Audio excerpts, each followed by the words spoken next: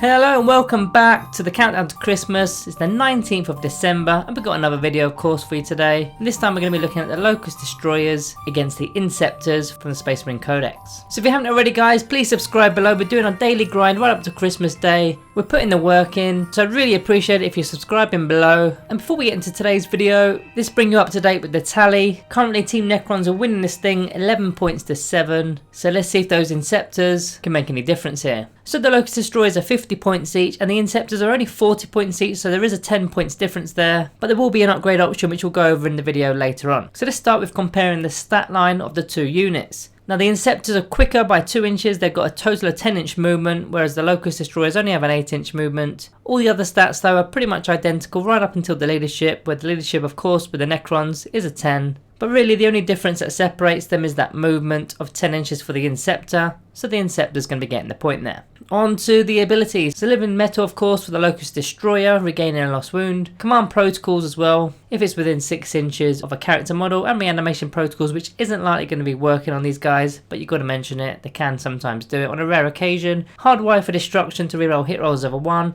and the repulsor platform to be able to move and fire heavy weapons, which is quite handy with the fly keyword in particular, so they can get themselves out of dodge while still firing. Now the Inceptor squad of course have got Angels of Death because they're a marine unit, so the combat doctrines in particular here are going to come into effect, as well as shock assault of course if they do get into combat, but that's not really their game. They want to be firing with their assault weapons, so the tactical doctrine will give them extra AP.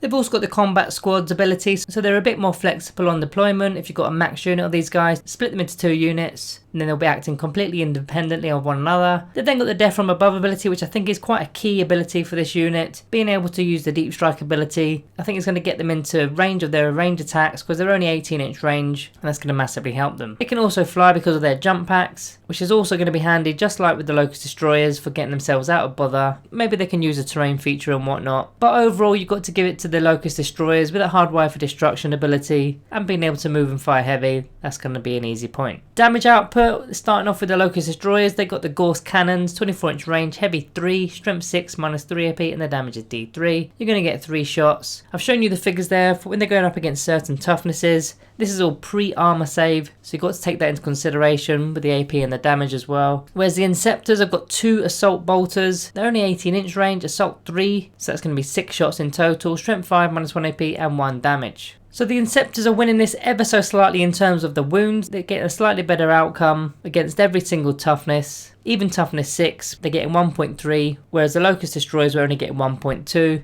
But you've got to bear in mind that the AP and damage is only 1. However, they do have an option here, which are the Plasma Exterminators, 10 points each. Now there was a 10 points difference at the start of the video, although you will need 2 of these. And these are also 18 inch range, assault D3, strength 7, -3 AP and 1 damage, or if you're supercharging it will be strength 8, -3 AP and 2 damage. So again I've displayed all the stats and figures for you. Each model is going to have 2 D3 shots. Now the AP is matching what the Lokhust destroyers can do, and these stats and figures don't even include the actual supercharging of the weapon, so that's going to do even more damage, especially against toughness 4 and toughness 7 models. So I'm going to be giving the point to the Inceptors. However, and there is a big however, you've got to remember that you can put a heavy Lokhust destroyer within the Lokhust destroyer unit. Now we've previously done the Lokhust heavy destroyer in the previous video, which I believe was on the 17th, so it was only a couple of days back, so I'm not going to go too deep into the information there. And if you remember when we did the bike squad for the Space Marines, we threw on the attack bike at the end and we didn't actually include that in the scoring of the unit because it's its own separate unit in a way. So I'm also going to do the same here with this Necron unit, so I'm just going to simply be giving the point to the Inceptors. Obviously the heavy Lokhust destroyer is going to be a bit of a beast firing that strength 10 weapon, but we've got to be fair on both sides. We didn't do it with the attack bikes, we're not going to do it now. Now as for the synergy with the Lokhust destroyers, the 2 dynasties that come to mind are the Mefret dynasty to add range, or the Zerakan dynasty to be able to re-roll a single wound roll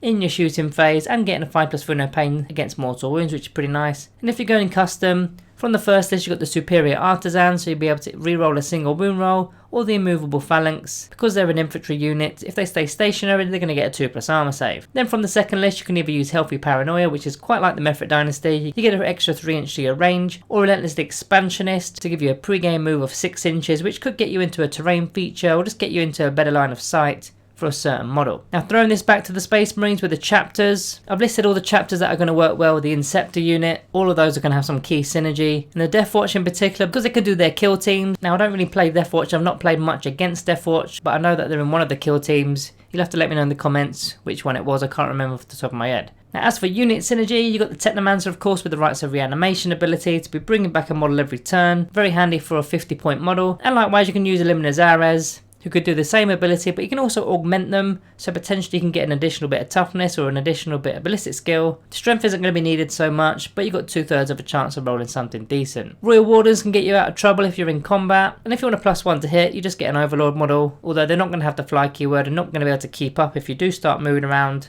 So just bear that one in mind. And of course you've got the Scorpion Lord and the Locust Lord with the United in Destruction aura, so you're going to be able to reroll wound rolls of a 1, pretty nice. And then finally the Chronomancer of course to put that invuln save on your guys if you wanted to, with that 5+ invulnerable save. As for the Space Marines, you're going to be wanting jump pack kind of unit, so a captain with jump pack on, using his rights of battle aura to reroll hit rolls of a 1, or you can get a jump pack on a chaplain to use the Catechism of Fire Litany for a +1 to the wound rolls for your ranged attacks, or the Recitation of Focus to a +1 to your hit rolls. You can put a jump pack on a Firstborn Librarian and then use a Psychic Fortress ability to give them an invuln save. They're the most commonly used characters for Inceptors. Now going into the stratagems, you've got the Exterminating Protocols for your Necrons. For Locust Destroyers and Locust Heavy Destroyers as well, they're going to be able to reroll wound rolls. Now 2 command points is going to be quite expensive for this unit in particular. I'd probably save it for the Locust Heavy Destroyers as opposed to the Locust Destroyers, but you've got it if you need it. Then as for the Inceptors, they've got the Transhuman Physiology stratagem of course, not wounding them unless in a 4+, and the Unyielding in the face of the foe, which will give them a +1 to their armor save for damage 1 weaponry. Then the final stratagem is of course the Hammer of Wrath stratagem because of the jump packs, so they can be throwing out mortal wounds on the charge. So I do this quite often. I normally give both units a point for the synergy. There's normally so much synergy available, it just depends on your playstyle of course. So let's get on to the resiliency. Both have got some strong arguments here. We've already mentioned Transhuman Physiology and the Unyielding in the face of the foe stratagems, but of course that Living Metal ability, which isn't going to cost you any command points with your stratagems, it's just a basic ability to regain a lost wound every turn.